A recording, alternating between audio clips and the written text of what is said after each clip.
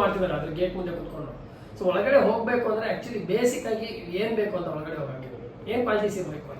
ನನ್ಗೆ ಏನ್ ಗೊತ್ತಂತ ನೀವು ಹೋಗಿದ್ರಲ್ವಾ, ಸೆಲೆಕ್ಟ್ ಆಗಿದ್ರಲ್ವಾ? ನಾನು ಹೆಂಗ್ ಸೆಲೆಕ್ಟ್ ಆದ್ರೆ ನನಗೆ ಗೊತ್ತಿಲ್ಲ. ಎಷ್ಟು ಪ್ರೊಸೆಸ್ ಇರುತ್ತಂತ, ಏನೇನ್ ಪ್ರೊಸೆಸ್ ಇರುತ್ತಂತ? ಪ್ರೊಸೆಸ್ ಇರುತ್ತೆ. ಏನೋ ವಿಡಿಯೋ ಕಾಲು ಕರೆದು ಮಾತಾಡ್ತಾರೆ, ಒಂದ್ 2-3 ಮೀಟಿಂಗ್ ಆಗುತ್ತೆ, ಎಲ್ಲ ಆಗುತ್ತೆ. ನನಗೆ ಮಾತ್ರ ಒಂದೇ ಮೀಟಿಂಗ್ ಆಗಿತ್ತು. ನನಗಾಗ ಅಷ್ಟಾಗಿ ಏನೂ ಗೊತ್ತಿಲ್ಲ. ಸಂತನ್ ಗೊತ್ತಿರುತ್ತೆ, ಯಾಕಂದ್ರೆ ಸಂತನೇ ಅಲ್ಲ, ಅವ್ರಿಗೆ ಗೊತ್ತಿರುತ್ತೆ. ಒಂದಿಷ್ಟು ಜನಕ್ಕೆ 2-3 ಮೀಟಿಂಗ್ ಆದ್ಮೇಲೆ ಕ್ಯಾನ್ಸಲ್ ಆದವ್ರು ಇದ್ದಾರೆ.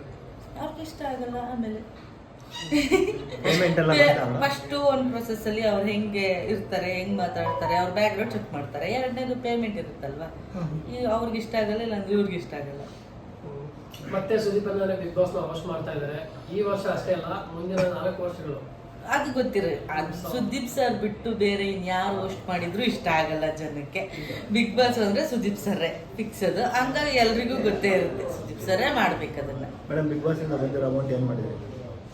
ನನಗೆ ಈಗ ಬೇಕನ್ನೋದು ಇನ್ನೊಂದು ಸೀಸನ್ ಸ್ಟಾರ್ಟ್ ಆಯ್ತಾ ಇದೆ. ನನ್ನ ಹಳೆ ಸೀಸನ್ ಪೇಮೆಂಟ್ ಈಗ ಕೇಳ್ತಾ ಇದ್ದೀರಾ. ಚೈನ್